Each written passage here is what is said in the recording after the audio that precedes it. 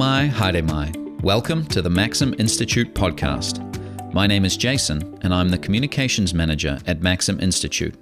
This is our weekly short-form podcast. These podcasts are released in tandem with our weekly column and are a chance for you to hear in depth from the column's author about some of the thinking that went into producing their final piece. Today we talk to researcher Natasha Baulis about her recent column.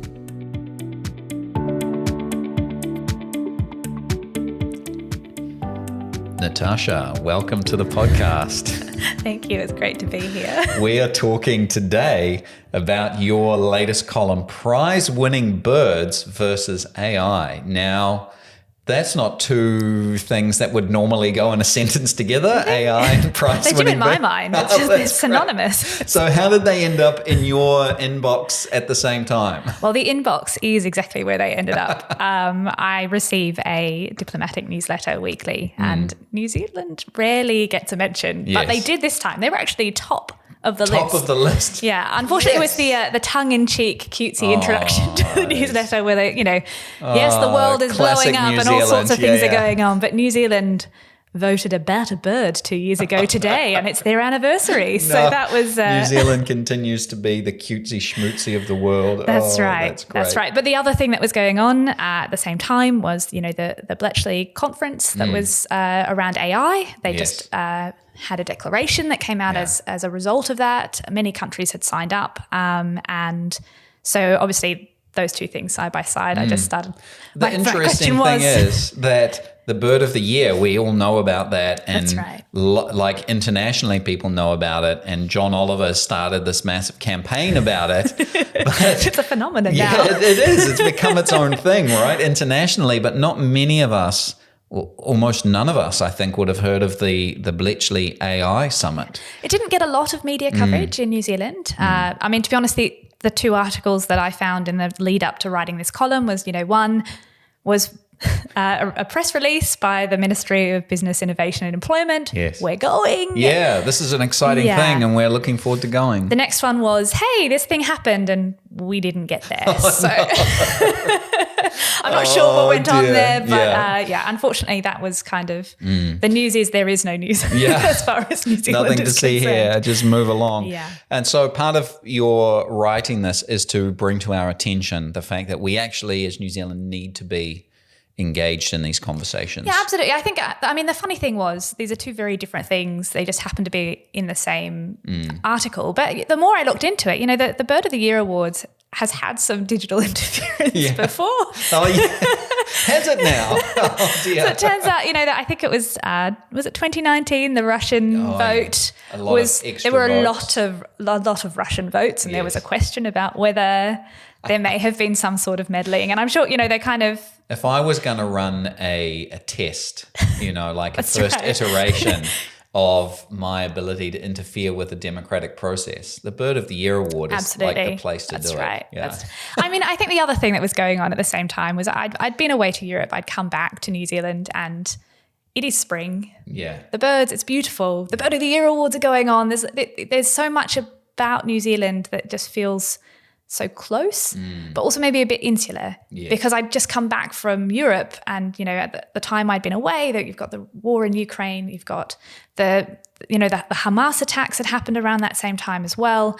And so it was kind of this, I've just returned to this place that is so disconnected from what's going on in the rest of the world. And there's an extent to which it's like, well, what's going on in Israel, it's not going to touch us physically, that there is a big boundary between New Zealand and the rest of the world. And that's, we're very grateful for that. It's part of why we experience the blessing of peace that we do. But then when it comes to the digital realm, those things don't recognize boundaries. Those physical boundaries are meaningless. Yeah. And I just don't think that New Zealand currently has the capacity to deal with that alone. And it looks like we're not prioritizing the conversations with the people who do.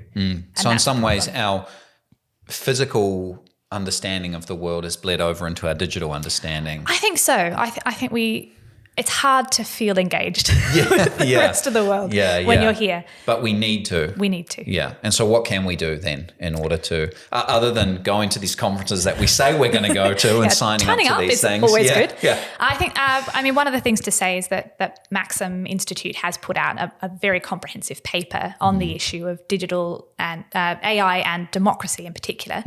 And it lays out some of those recommendations. There's at the individual level what you can do, at the national government level what you can do, and at the international level. So I would recommend that people go and find that on our website. That would be and that's something that we're continuing to look into over the next little while is AI and its impact on all sectors of society. So definitely, what are some of those recommendations that we might... Yeah, so I think awareness is massive. Be aware of the capacity of AI. Be aware of the places where it's being used. Inform yourself of particularly where it's being used in governance. That the New Zealand government is engaging with AI to run some of its automated processes, and there are democratic risks involved in that. So become aware as an individual.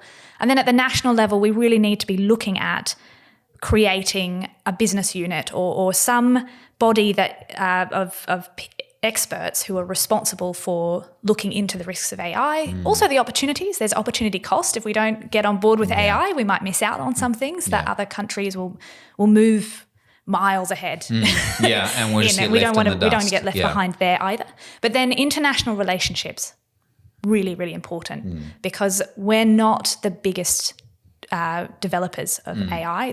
That's places like America, places like the UK. There's a lot of stuff going on there, and we need to be able to talk to these other nations about the impact of what their businesses are developing on nations like ours, and be able to be part of limiting some of the damage. And piggybacking on some of their technological advancements and signing up to things that they'll help us with. Yeah, we should definitely take a similar mentality to it as we do in defence, recognising that we're small and we're limited, but where can we as a nation really shine? What are the specialisations that we could get into that make us a place people want to connect with, but also where can we ask the big fish to cover our backs?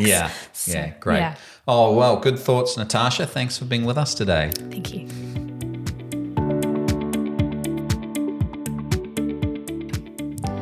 Unfortunately, whilst diplomats, strategists and political nerds worldwide now know that this time 2 years ago Kiwis voted a bat the best bird in our nation, most New Zealanders are blissfully unaware that 29 countries reached a declaration of commitment to AI safety at Bletchley Park, previously the top secret location of UK codebreakers during World War II. We didn't even manage to turn up. Blame the caretaker government, perhaps. Yet as recently as 29th of October, officials from our Ministry of Business, Innovation and Employment were expecting to participate. The summit took place from the 1st to the 2nd of November. Both Ukraine and Israel had representation there, and they do both have a bit going on. I recently returned home from a trip to Europe. With the sun finally making an appearance, the vibrant greens and incessant chirrups of spring, not to mention the intrigue of the 100th Bird of the Year awards, our place feels like an oasis. These lovely islands are truly blessed, both for their natural beauty and the beautiful spirit of peace that dwells in them.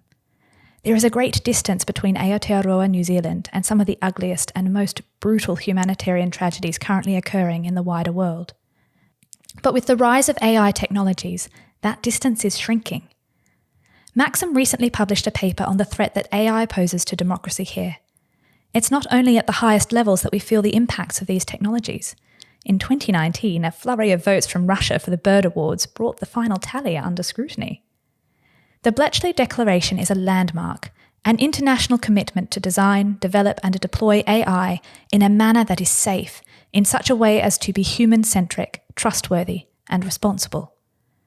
In the same week as the Bletchley Summit, US President Joe Biden issued an executive order requiring AI developers to share their safety test results and other critical information with the US government prior to public release.